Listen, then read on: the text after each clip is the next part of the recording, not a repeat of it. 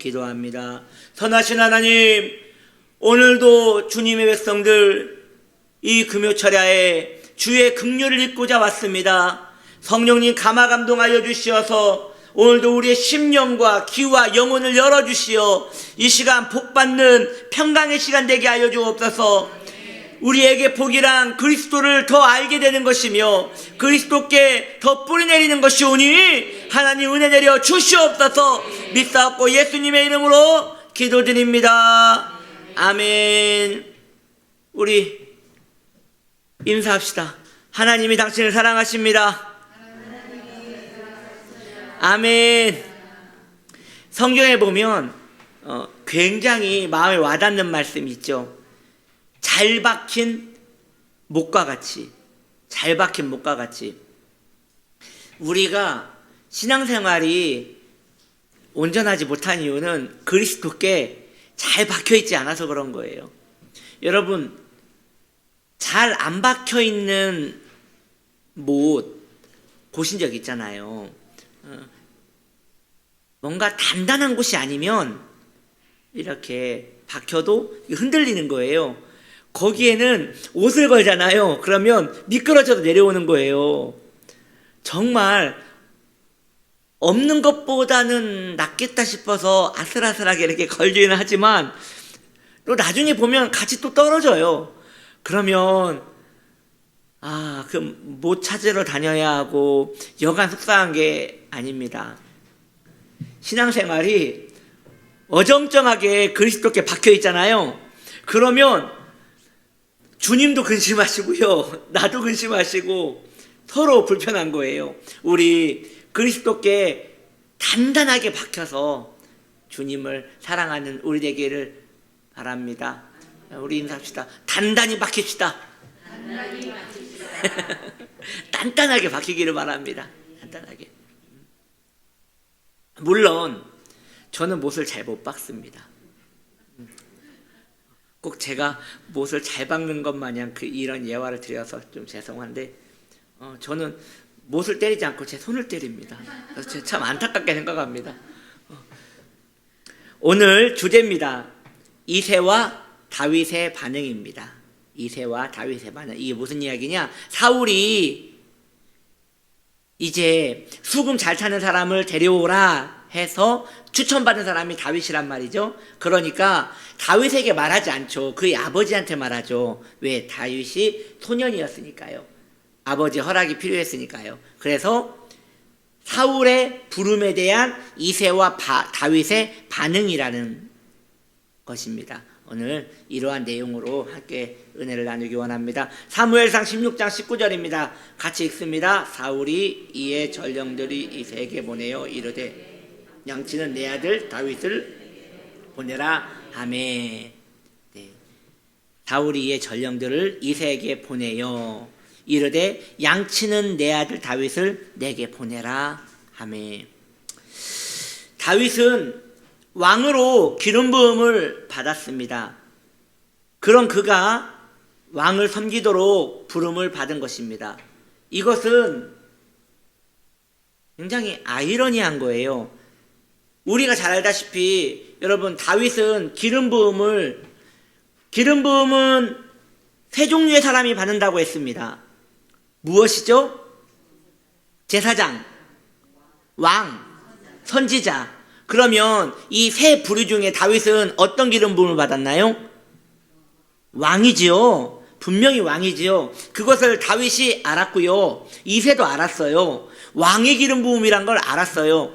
이스라엘은 왕이 기름 부음을 받아야지 왕이 된다는 걸 다 알았어요. 그러니까 순진하지 않아요. 다 알았어요. 그런데 왕으로 기름 부음을 받은 자가 지금 섬기라고 보냄을 받는 거예요. 섬기라고 부름을 받는 거예요. 이것은 매우 신기한 것이죠. 왕은 통치하고 다스려야 하는데 섬기라고 지금 부름을 받는 것입니다. 다윗이 지금 호강하러 가는 게 아니죠. 왕이 자기를 불렀는데 얼마나 두렵겠습니까? 왜 더 두려울까요? 일단요, 다윗은 그 말을 듣자마자 어떤 거리낌이나 주저함 없이 이세 아버지의 명령에 즉각 순종합니다. 이것이 다윗의 성품이죠. 아버지가 가라 하시니까 다른 생각하지 않고 일단 갑니다. 그런데 이게 얼마나 위험한 일이냐. 여러분, 사울이 다윗이 왕의 기름 부음을 받았다는 사실을 안다면 살려두겠습니까? 그런데 지금 문제는 사울이 이 사실을 아는지 모르는지 모른다는 거죠. 사울은 왕입니다. 엄청난 정보망이 있습니다.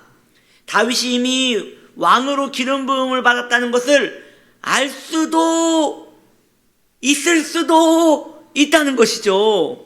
그러니까 이새하고 다윗은 알 길이 없는 거예요. 왜 부르는지. 물론 명목상으로는 너의 아들이 수금을 잘 탄다 하니 와서 수금 연주를 하라고 말하지만 다윗과 이새 입장에서는 수금 타는 사람이 한두 명이겠냐고요. 그 나라의 전통 악기인데 수금 타는 사람이 생각을 해보시죠. 목동도 켜는 수금이라면 수금을 전문적으로 연주하는 연주가도 있을 거잖아요. 그런데 왜 하필 사무엘이 왔다 간 지 얼마 안 됐는데 왜 하필 다윗을 불러서 수금을 켜라고 하느냐 이거죠. 이새와 다윗은 사울이 알 수도 있겠다라고 생각하면서 죽으러 갈 수도 있는 거라는 것이죠. 사울이 다윗을 부른 이유는 왕궁에서 반란의 씨를 제거하기 위한 위인책일 수도 있다고 우리는 성경을 통해서 다 알고 있잖아요. 사울이 모른다는 걸. 그런데 이새와 다윗은 이런 식으로 생각을 할 수도 있었겠다는 것이죠. 여러분 공감이 되시죠? 그랬을 것 같아요. 아마 제가 지금 다윗의 입장이라면 혹은 제가 이새의 입장이라면 저는 다윗을 안 보낼 것 같아요. 아프다고 말하거나 아니면 좀 우리 아들 오늘 손가락 다쳐서 왔는데 손가락이 다쳐가지고 연주를 못한다고 하거나 그렇게 안 보낼 것 같아요. 왜냐하면 얼마 전에 사무엘이 와서 사무엘이 보통 사람입니까? 나라의 선지자예요. 나라의 선지자. 그러면 사무엘이 베들레헴으로 온 거 사울이 알까요? 모를까요? 모르면 이상한 거죠. 나라의 선지자인데. 그리고 기름을 부은 걸 사울이 알까요? 모를까요? 그것은 몰래 했기 때문에 모를 수도 있겠지만 그걸 누가 알겠어요? 그런 긴장감이 팽팽한 상황이라는 것이죠. 지금 이 해석이 과할 수도 있어도 사실을 떠나 적어도 다윗은 그런 걱정을 했을 수도 있는 것입니다. 다윗은 하나님을 두려워하는 자는 하나님께 보호받는다는 것을 알고 있었습니다. 그래서 갈 수 있었던 거예요. 다윗은 하나님을 두려워했습니다. 사랑하는 성도님들이요, 하나님을 두려워하는 자는 하나님의 보호를 받습니다. 누가 보호를 받지 못하느냐? 사람을 두려워하는 자가 보호를 받지 못합니다. 사람을 두려워하는 자는 사람의 보호를 원하기 때문에 하나님께서 그를 보호하지 않습니다. 그래서 하나님을 두려워하는 자는 사람의 보호를 그다지 원하지 않는 것입니다. 시편 34편 7절은 이렇게 말합니다. 여호와의 천사가 주를 경외한 자를 둘러 진치고 그들을 건지시는도다. 이 말씀이 저와 여러분의 말씀 되기를 바랍니다. 이 말씀이 우리의 말씀이 얼마나 좋을까요? 여호와의 천사가 주를 경외하는 자를 둘러 진치고 그들을 건지시는도다. 그러니까 여기에서 우리가 주님을 경외하기만 하면 보호를 받는 것이에요. 경외한다는 것은 두려워한다는 것이죠. 다른 거 아니에요. 경외하는 것은 두려워하는 거예요. 그러므로 바른 신앙생활은 하나님을 친밀히 여기는 것보다 두려워하는 것이 우리에게 훨씬 이익입니다.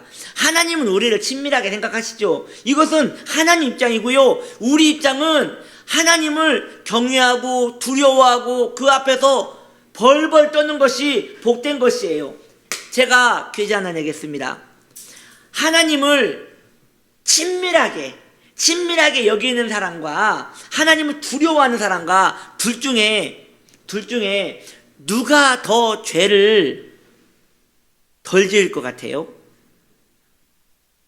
하나님을 친밀하게 여기는 사람과 하나님을 두려워하는 사람과. 이건 말하나 마나입니다. 하나님을 두려워하는 사람이 자기를 경건으로부터 지키는 게 훨씬 쉽습니다. 그래서 하나님을 두려워하는 것은 우리에게 유익입니다. 어느 날부턴가 기독교 교육이 하나님은 사랑이십니다. 하나님은 친밀하십니다. 하나님은 우리의 친구십니다. 이런 식으로 계속 기독교 교육이 되어져 갔어요. 그러다 보니까 그 예전에 굉장히 율법적이던 그 신앙생활에서는 많이 좀 멀어진 것 같아요. 물론 그것이 바람직한 건 아니에요. 옛날 목사님들은 그렇게 가르쳤거든요. 주일날 교회 빠지면 하나님이 치신다고. 그래서 간증을 주일날 교회를 빠진 사람이 어떻게 됐는가에 대한 간증을 한 3-4개를 하잖아요. 그러면 성도님들의 얼굴이 파래져요. 어떤 이는 다리가 부러져서 왔고, 어떤 이는 그 아들이 잘못되었고, 어떤 이는 사업장이 망했고, 어떤 이는 산에 등산하러 갔다가 산에서 굴렀더라, 뭐 이런 이야기를 하잖아요. 그럼 성도님들이 머릿속에 주일 성수를 안 하면 죽는구나, 이런 굉장한 두려움이 있단 말이죠.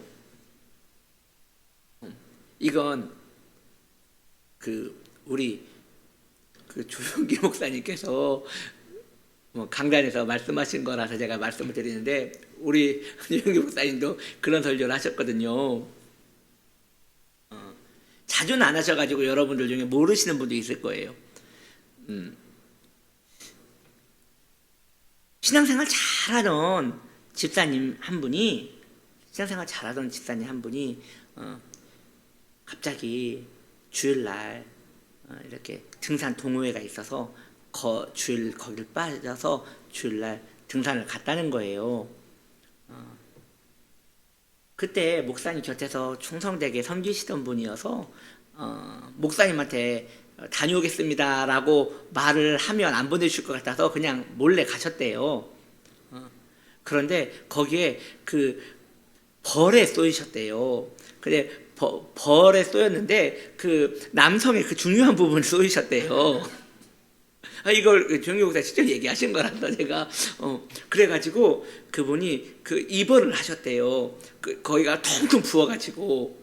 그래서 그 조용기 목사님은 이렇게 주일날 빠지면 벌이 쏘여도 꼭 그런데 쏘이고 진짜 위험해진다. 조용히 잘해라 라고 했는데, 근데 문제는 저는 어느 장로님인지 몰랐거든요. 근데 그 장로님이 나중에 우리 이제 분과위원 장로님이 그 장로님이라는 것을 본인이 얘기하더라고요. 그 조용기 목사님한테 그 간증 들으신 분 나요 그러더라고요. 근데 그 장로님은 또 다르게 얘기를 해요. 참 해석하기 나름인데, 자기가 그때 그곳에 벌이 쏘여서 자기가 그렇게 힘이 좋다고 하나님께 복 주셨다고 또 그렇게 얘기를 하는 거예요. 정말 옛날 목사님들은 그렇게 성도인들의 경건의 유익을 위해서 성도인들에게 두려움을 주는 이야기를 했단 말이죠. 근데 어느 날부턴가 이제 친밀함과 축복과 사랑의 하나님이 강조되면서 하나님에 대한 두려움보다는 하나님 이해하신 하나님, 공감하신 하나님, 그리고 이렇게 안위하신 하나님만 계속 이야기를 한단 말이에요. 그러다 보니 이제는 반작용으로 하나님을 경외한 이렇게 예배나 아니면 신앙에 이런 늘 해야 하는 신앙의 의무에 대해서 굉장히 성도님들이 마음이 불편하지 않게 그것을 안 하는 경우들이 있더라는 것이죠. 그래도 되는 것 마냥. 물론 저도 이렇게 강조하고 싶지는 않습니다. 이제 금요 예배 못 나오신 분한테 어쩌려고 안 나오시려고 했냐고 제가 아는 분 이야기를 좀 해드리겠습니다. 그래서 산에서 구른 이야기를 이렇게 이런 이야기는 하고 싶지 않아요. 그런데 하나님을 두려워하는 것이 우리 신앙생활에 훨씬 유익입니다.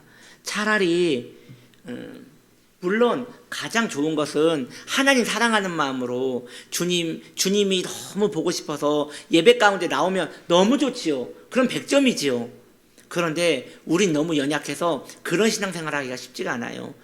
오히려 하나님을 경외함으로 그 하나님 경외하는 마음으로 두려운 마음이 내 마음에 서려 있기에 그래도 내가 이렇게 여러분 이런 생각 많이 해보시지 않았어요? 내가 이렇게 하다가 큰일 나지.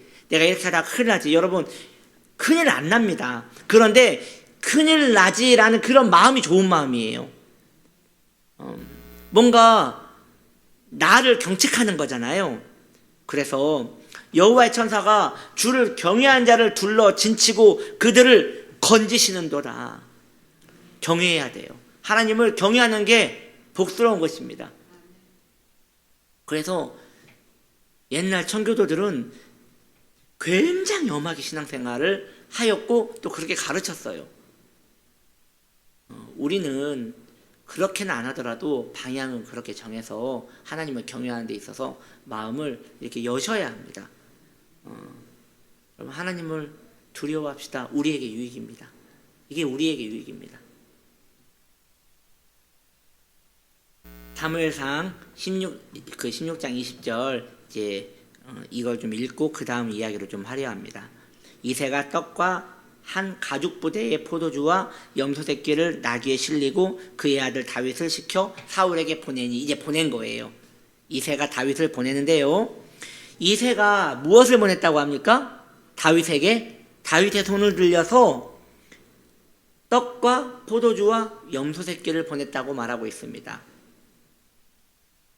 이것은 왜 보낸 걸까요? 하나의 뇌물 같은 거죠. 우리 아들에게 해가 없기를, 잘 좀 봐주기를 그렇게 보낸 것이죠. 이새가 다윗을 보낸 이유는 사울의 무서운 요구 때문이었습니다. 그렇죠. 이것은 즐겁게 보낸 게 아니에요. 왕의 명령이기 때문에 두려운 거예요. 그래서 안 보낼 수가 없는 거예요. 어명이란 말이에요. 어명인데 어디에서 그 핑계를 댈 수 있겠습니까? 두려운 마음으로 보냈습니다. 이새가 다윗을 보낸 이유는 사울의 무서운 요구 때문입니다. 이어서요, 그리스도가 십자가에 달리신 이유는 우리의 죄에 대한 하나님의 진노 때문입니다. 맞지요? 지금 이게 연결되고 있는 거예요.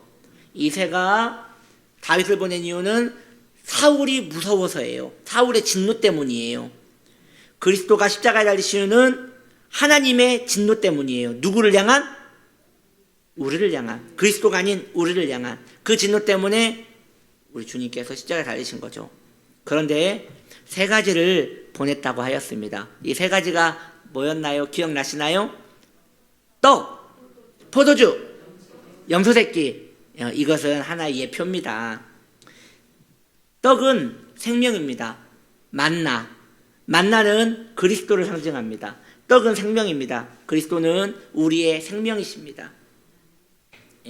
다윗이 떡을 가지고 갔다는 것은 그리스도께서 우리에게 떡을 가지고 오시는 것과 같은 거예요. 만납니다. 그러므로 인생을 살면서 마음에 허무함이 자주 오시는 분들은 배고파서 그런 거예요. 영적인 배고픔이 있는 거예요. 떡을 드십시오. 그리스도라는 하늘의 만나를 드시기를 바랍니다. 오로지 그 떡을 먹어야지만 우리에게 부유함과 배부름이 있는 것입니다. 세상에 그 어떤 것도 우리 안에 헛헛함만 줄 뿐입니다. 그 사실을 믿고 인정하셔야 합니다. 그래야지 우리 안에 배부름이 있는 것이에요. 어떤 것에도 배부름이 없어요. 이 세상에 많은 것들을 내도 그때뿐입니다. 오직 그리스도의 만나만이 우리에게 생명을 주기에 배부름을 주는 것입니다. 다음은 포도주입니다. 포도주는 그리스도의 보배로운 피를 말하는 것이지요. 우리의 죄사함을 위한 희생입니다. 그러므로 그리스도가 오시는 이유는 우리의 회개를 받으시기 위함입니다. 우리는 죄사함을 즐겨해야 합니다. 우리 기도 가운데 언제나 내 자아를 깨트리는 회심의 기도가 늘 있기를 바랍니다. 사랑하는 성도님들이요, 기도할 때 회심이 없는 기도는 지금 기도를 시작도 못한 거예요. 회심으로 들어가서 거기에서 나와야 주님의 관계가 온전할 때 그 다음에 다른 기도로 가야지, 회심이 없는 기도는 기도가 겉만 돌다가 끝나는 거예요. 우리는 하나님의 중심부로 들어갈 수 있습니다. 그 중심 휘장을 가르고 들어갈 수 있습니다.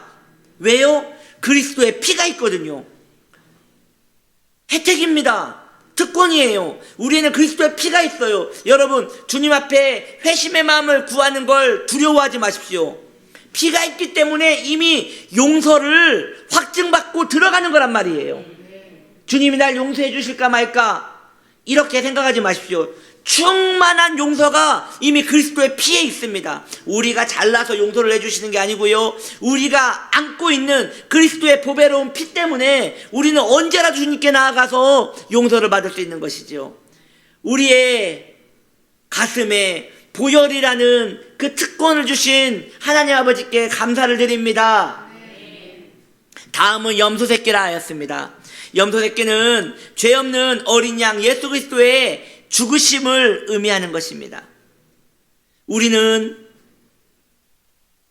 우리의 육체, 우리의 영혼 100만 개를 가져다 놔도 용서를 못 받습니다. 어린 양이 죽어야 합니다. 6월절 어린 양이 죽어 그 피가 문설주에 발라졌을 때에 죽음의 사신이 지나갔던 것처럼 우리가 백날 죽어봐야 아무 용서도 받지 못합니다. 그리스도가 죽어야 합니다. 어린 양이 죽어야 합니다. 그 피로 우리가 살 수 있는 것입니다. 주님의 희생이 우리 안에 감격과 은혜로 와닿기를 바랍니다. 그래서 제가 말씀드리잖아요. 신앙생활에 있어서 가장 중요한 것은 감격이라고요. 예수 잘 믿는 사람은요, 그 피에 감격하는 사람이에요. 예수 잘 믿는 사람은 교회 잘 나오는 사람도 아니고요, 예수 잘 믿는 사람은 헌신하는 사람도 아니고요, 훌륭한 일을 하는 것도 아니에요. 전도 많이 하는 사람도 아니에요. 예수 잘 믿는 사람은요, 그 피에 감격하는 사람이에요. 저도 그렇고 우리 성도님들도 그렇고 그 피에 감동하는 복된 하나님의 사람 되기를 바랍니다. 와, 우리 교회 성도님들이 전부 그렇게 되면 얼마나 좋을까요? 눈이 예배가 끝났는데 눈을 막 못 뜨셔. 하도 울어가지고 눈이 이제 꼬막 눈이 돼가지고 왜 그러냐고, 무슨 일이냐고, 그 피가 고마워서요. 얼마나 은혜로울까요?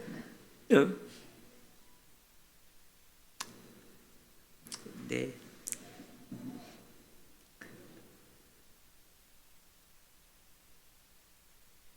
여러분, 꿈을 꾸려면 그런 꿈을 꿔야 합니다.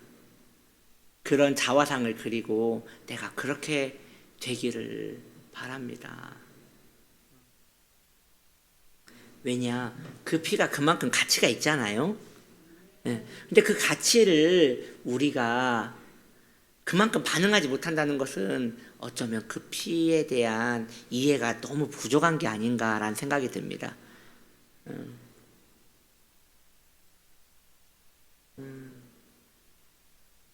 정말 좋은 게 있으면 감동이 됩니다. 정말 좋은 걸 받으면 감동이 되고요, 정말 좋은 걸 보면 감동이 됩니다. 그래서 우리가 금방 피었다 칠 꽃만 봐도 마음에 감동이 되잖아요. 왜? 좋은 걸 봤으니까요. 그런데 그리스도의 보혈을 우리가 말하고 보면서도 그것에 대하여 내 마음이 어떠한 감동의 반응도 없다는 것은 보지 못했거나 이해하지 못한 것이 아닌가 싶습니다. 그렇잖아요. 꽃만 봐도, 좋은 풍경만 봐도 마음이 그렇게 좋은데 하나님의 진노의 요구를 죄인들은 감당할 수 없기에 그리스도께서 대신 담당하신 것입니다. 우리는 어떤 것도 할 수가 없습니다. 이새는 풍성한 선물로 사울의 마음을 사려 했습니다. 마찬가지로 성부 하나님은 죄인들을 심판하는 대신 최고의 선물, 그분의 아들 예수 그리스도를 세상에 보내심으로 인간과 화목하려 하였습니다. 할렐루야. 우리 주 그리스도는 하나님의 선물이십니다. 인생에게 주는 선물이십니다. 그런데 중요한 것은 우리는 하나님과 진노의 관계였다는 것이죠. 진노의 관계면 심판을 하셔야 하는데 심판하는 대신 아들을 주겨 우리와 화목케 하시려고 하신 거예요. 이런 이야기를 들을 때 여러분 심장이 콩닥콩닥 뛰고 계시죠? 지금 어지러우시죠? 막. 예, 어떻게 진노의 자식한테 아들을 주어서 우리를 화목해 하시냐는 거예요. 주님 감사합니다. 여러분 고백합시다. 주님 감사합니다. 예, 여러분 정말 너무 고맙죠. 너무 감사하죠. 네. 제가 막 이렇게 심장이 콩닥콩닥 거리느냐, 감동이 되느냐 이렇게 여러분들을 학대하는 이유는요. 혹시 이렇게 말을 할 때 조금이라도 좀 그런 느낌이라도 올까 해서 제가 여러분들을 최면 거는 겁니다. 콩닥콩닥 뛰고 있습니다. 콩닥콩닥 뛰고 있어요. 레드선 주여. 죄송합니다. 다윗은 사울에게 나아가 어떤 노력도 하지 않습니다. 다윗은 사울에게 나아가기 위해서 무슨 노력을 했습니까? 다윗은 아무것도 한 거 없어요. 불렀을 때 나아간 것뿐이에요. 그저 사울의 부름에 순종한 것뿐이지 다윗이 무슨 의가 있어서 왕에게 나간 게 아니란 말이에요. 하나님께서는 그의 일꾼을 능력이 있어서 부르신 것이 아닙니다. 하나님은 왕이시기에 누구나 부를 수 있습니다. 그러나 그 부르심에는 섬길 자격과 능력도 함께 부여되는 것입니다. 할렐루야.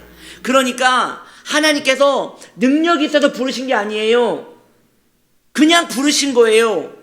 그러면 그냥 불렀으면 주님, 저는 이거에 합당한 사람이 아닌데요 라고 한다면 주님께서 불렀을 때는 그것과 함께 장착시켜서 일을 하실 모든 준비가 되어 있다는 것이에요. 이것이 하나님의 크심입니다. 주님의 부르심에 순종하시기 바랍니다. 주님이 부르시면 그냥 몸만 가면 돼요. 거기에 다 있어요. 저는 다윗이 사울에게 갔을 때 그럼 저는 뭐 먹고 삽니까? 라고 안 물었을 거라고 생각해요. 저는 어디서 자야 합니까? 묻지 않았을 것입니다. 왜? 거기에 당연하게 붙어 있는 거예요. 주님께서 말씀하셨습니다. 일하는 소의 입에는 멍에를 씌우지 않느니라. 주께서 사람을 쓰시겠다고 부르실 때에 그의 백성을 그분의 귀한 일에 쓰려고 부르실 때에 주님께서 왜 능력을 안 주시겠습니까? 그러므로 기도하러 나오십시오 할 때 저는 기도할 줄 모르는데요, 나오면 하나님께 기도할 힘을 주실 것입니다. 봉사하십시오라고 할 때 나는 봉사할 체력과 능력이 안 되는데요 할 때 주님께서 그 모든 것을 채우시고 하실 것입니다. 그러나 주님께서 날 불렀는지 안 불렀는지 어찌합니까? 라고 할 때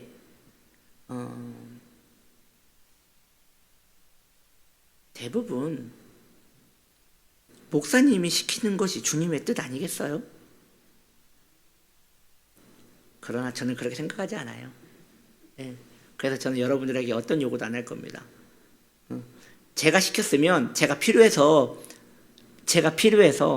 부탁한 걸 거예요.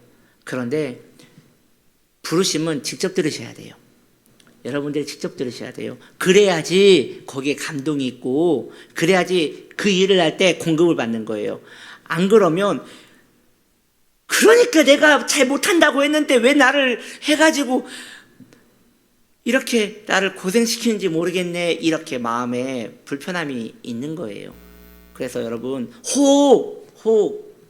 누군가가 옆에서 이 일을, 교회를 좀 해보십시오 고면을 했다면 그것은 빨리 잊으시고 기도하는 가운데 주님께 직접 받으십시오.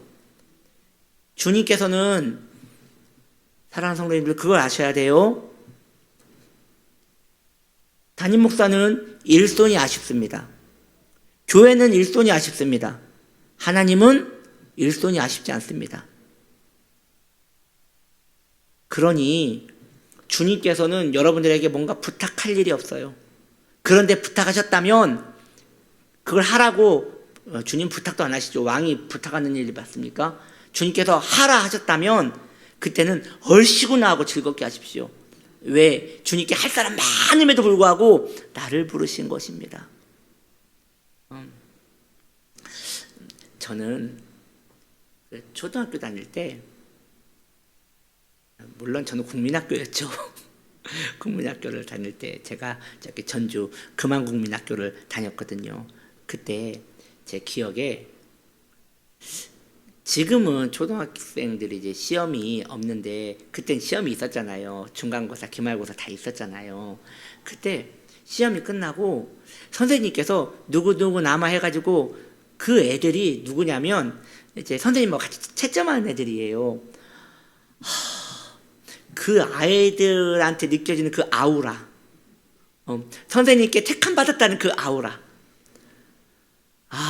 저는 그 아이들이 얼마나 부러웠는지 몰라요. 쟤들은 도대체 뭘 먹고 살길래 저렇게 존귀한 자리에 앉아서 선생님과 함께 채점을 한단 말인가. 하나님께서 우리를 부르심은 필요해서 부르는 게 아닙니다. 그냥 부르시는 거예요. 그러니 우리는 감사함으로 순종해야 합니다. 감사함으로. 어떤 것도 필요치 않습니다. 그런데 혹시 마음이 부드러우시거든, 태목사가 부탁할 때도 혹시 주님이 하라나 보다 하고 그걸 감격으로 받으면 저야 싫지는 않죠. 그러나 제가 말하는 것은 주님의 명령은 아닙니다. 제가 아쉬워서 부탁한 겁니다. 제가 아쉬워서 부탁한 거기 때문에 제가 되게 고마울 겁니다. 근데 제가 고마워해봤자 그러니까 주님과 관계 맺으세요. 아멘. 그렇다고 또 제가 말한다고 안 듣지는 마시고요. 이런 이중언어 정말 안 되는데, 이중언어 안 되는데, 전 이중언어가 참 좋더라고요. 축복합니다. 횡설수설해서 죄송합니다. 하나님의 일은 우리의 수고로 되어지는 것이 아니에요. 되어지는 일에 내가 드려진 것뿐이에요. 그러니까 하나님의 일은 어차피 돼요. 거기에 날 껴주신 것뿐이에요. 아멘. 그래서 하나님 일을 하는 사람들 중에 하나님 일을 하는 사람이 제일 조심해야 할 말이 있어요. 그거 내가 했잖아. 그거 내가 있어서 그때 한 거야. 나 없었으면 안 됐어. 그 사람은 곧 저주를 받을 겁니다. 절대 그러면 안 돼요. 절대. 그래서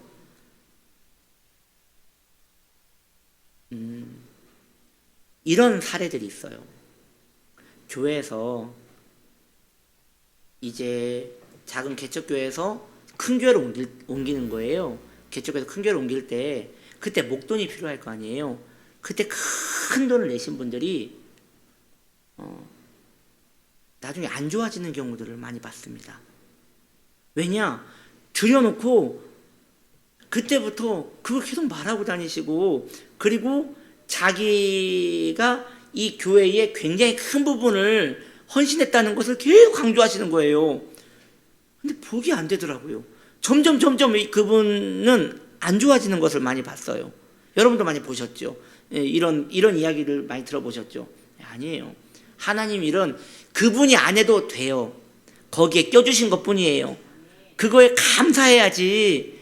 거기에 내가 이만큼 헌금해서 그럼 그 돈은 누구 건데요? 자기 거였나 보죠. 자기 거였으면 하나님 거랑 자기 거랑 따로 주머니가 있다는 거잖아요. 그럼 하나님의 백성이 아닌 거기 때문에 그 사람에게 소망이 없는 것이죠. 그러므로 사랑하는 성도님들이요, 겸손하셔야 합니다. 주 앞에 무언가를 할 때 두려워하셔야 합니다. 두려워하지 않을 바에는 하지 마십시오. 아무것도 하지 마십시오. 아무것도 하지 마세요. 여러분 그냥 숨만 쉬세요. 아무것도 하지 마세요. 교회에서 아무것도 하지 말고 숨만 쉬세요. 숨만. 뭘 헌신하려고 하지도 마시고 아무것도 하지 마세요. 가만히 계세요. 가만히 계세요. 아무것도 하지 마세요. 할 사람 많아요.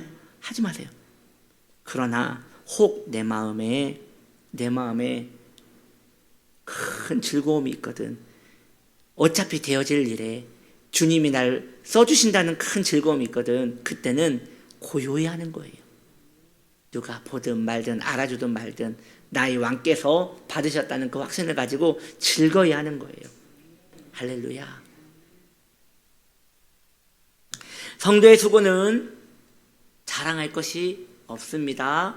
성도의 유일한 자랑은 죄인을 위하여 죽으신 그리스도뿐입니다. 그래서 사도 바울 선생님 말합니다. 오직 예수로만 자랑하라. 아멘. 마치고요. 다음 주는 다윗 작은 일에 대한 충성이란 제목으로 다음 주 이어서 말씀드리겠습니다. 기도하겠습니다. 하나님, 우리가 자랑할 것은 주님밖에 없습니다.